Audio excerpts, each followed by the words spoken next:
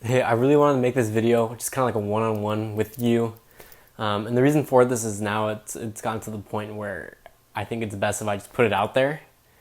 Hey, I've been really delaying making this video, only because I've been nervous about it, and I don't get why I should be nervous. But basically, I've come to the decision that I'm not going to go back to college.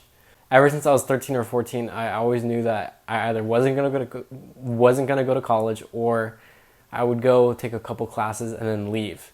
And really, the biggest reason for this back then was I didn't want to learn from teachers who didn't practice what they teach. I'll get into that more in a second, but the other reason now is because of student loans. And just to keep that short and brief, I'll make another video about that. Student loan debt accounts for 48% of the federal government's financial assets.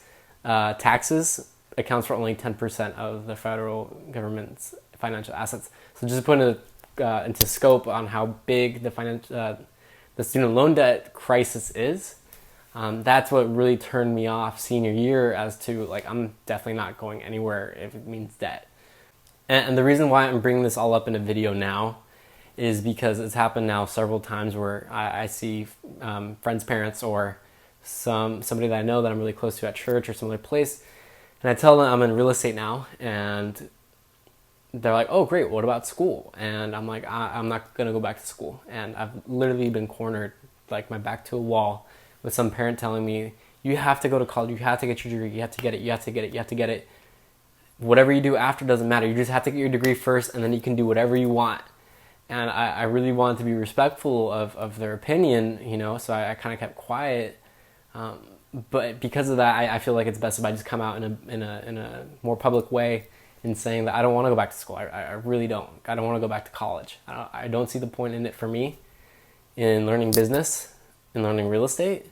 I don't see the point in it at all, to be honest with you. But that's not to say that I don't believe in learning. I think you should always approach everything with a learning heart. That being said, yes, I still do read books, and I still watch YouTube videos on personal finance and rentals and yada yada yada, just the fancy stuff. But the real life teachers that I have now are other high producing agents, lawyers, title reps, loan officers, escrow officers, and other real estate investors. And just to put it into scope on the whole, how much do you learn, without school? I spent one day with a real estate investor out in Phoenix. I learned more in that one day than I did in 2 entire semesters at college. In just one day. I'm not kidding with you. It was amazing.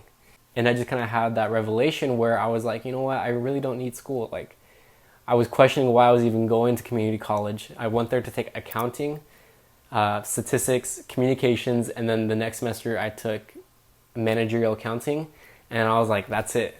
And the last part I want to bring up about this video is I'm at the point where I've surrounded myself by high producing agents. I've learned so much about real estate on the agent side, which is, listing a home and also submitting an offer to buy a home and negotiating with that. And then the investor side where, you learn about, apartment buildings that people buy in order to rent out, the net operating income, the cap rate, etc.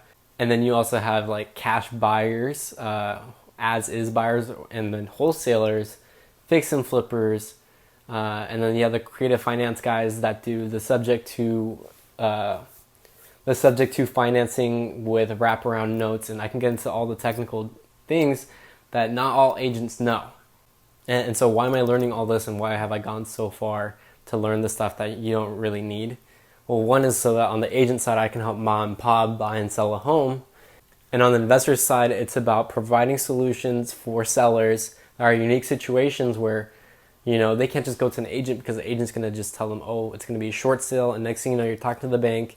You're going to get dinged when the house sells on your credit score.